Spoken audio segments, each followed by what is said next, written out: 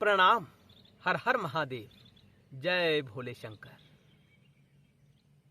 यूं तो हमें जीवन में कोई भूल नहीं करनी चाहिए। शिव का भक्त प्रत्येक कदम को सोच विचार करके धरता है कि कहीं जाने अनजाने में उससे कोई पाप ना हो जाए। यह मनुष्य का तन यूं ही प्राप्त नहीं होता। करोड़ों जन्मों के पुण्य उदय होते हैं, तब जाकर यह मनुष्य का शरीर प्राप्त होता है। इस शरीर में भी हम ये निर्णय ना कर पाए कि क्या सत्य है, क्या असत्य है, क्या कृत्य करने योग्य है और कौन सा कृत्य नहीं करने योग्य है। अगर हम विचार ही नहीं कर पाए, अपने विवेक का प्रयोग ही नहीं किया, तो मनुष्य जीवन हमारा यूं ही व्यर्थ चला जाएगा। दर्शकों, आज इस वीडियो में हम आपको बताएंगे कि वह कौन सा कार्य है जो किसी को भूलकर भी नहीं करना चाहिए। चेतना पशुवत हो जाती है। अगला जन्म हमें पशु का प्राप्त होता है। हम पेड़ पौधे पर्वत पहाड़ ना जाने किस योनि में पैदा हो जाएंगे अगर हम ये पाप करते हैं। शंकर आपकी प्रत्येक गलती को सहन कर सकते हैं। शंकर यानी आत्मा। जब हम शंकर कहते हैं ना, तो आपका स्व, जो आपका आत्मा है, जो वास्तविक रूप से आप हो, हमारा कहने का यही तात्पर्य होता है। जब हम शिव कहते हैं, महाकाल कहते हैं, महादेव कहते हैं या शंकर जी का कोई अन्य नाम का हम जब आपको बताते हैं, तो उसका अभिप्राय तात्विक दृष्टिकोण से आत्मा होता है। चैतन्य आत्मा जो आपको चेतन करता है, वो आत्मा है और वही परमात्मा है। ये विषय जानने योग्य है। इस विषय में रमण हम सबको करना चाहिए, तभी हमारा कल्याण हो सकता है। इसी तत्व के ऊपर हमें विचार करना चाहिए। चैतन्य आत्मा, आत्मा ही है वो तत्व जो सबको चेतन करता है, जो सबको बढ़ाने वाला है, सबको उत्पन्न करने वाला है, सबको स्थिति प्रदान करने वाला है और अंत में सबका लय करने वाला है।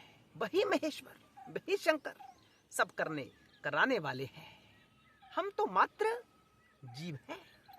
जीव यानी मन बुद्धि चित्त अहंकार अंतःकरण। तो कोई गलती करना, उसका प्रायश्चित हो सकता है, लेकिन ये गलती कभी मत करना अपने जीवन में।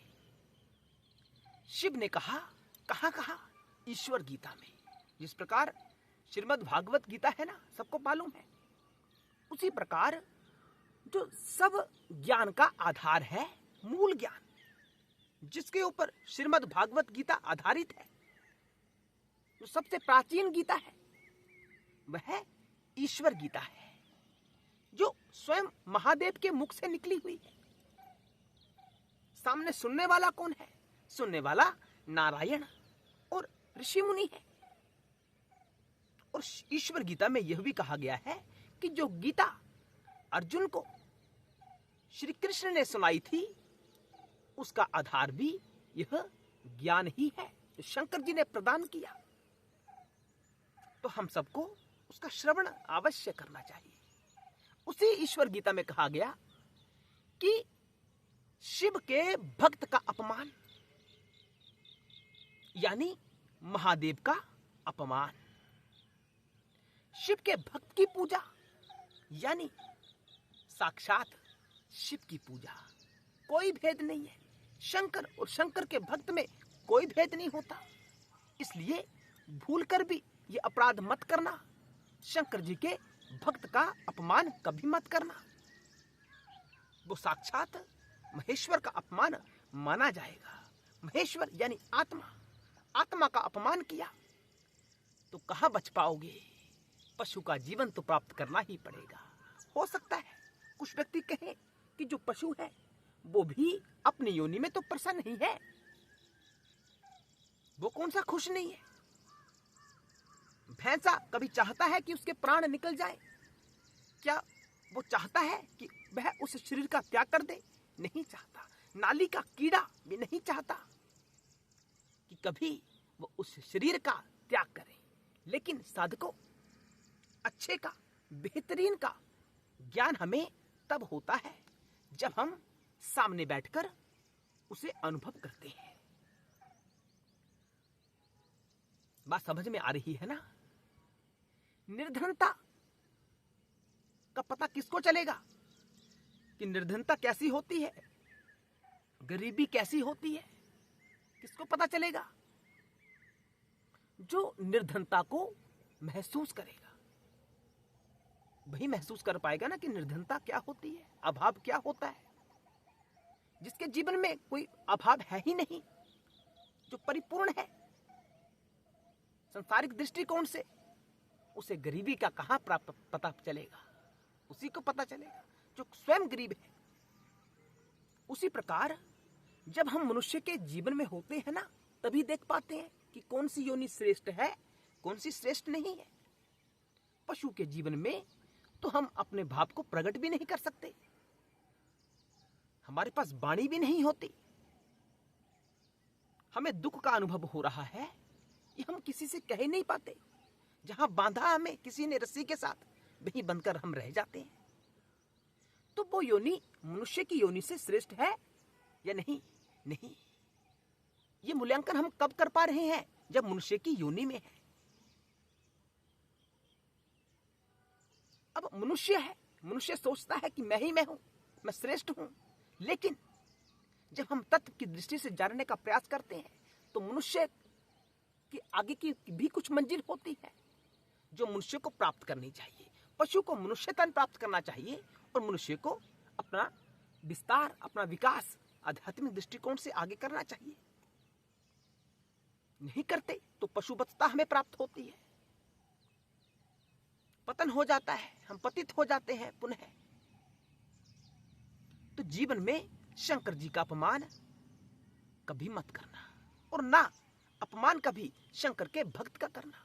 क्या होगा अगर हम शंकर जी के भक्त का अपमान कर देंगे? तो क्या होगा?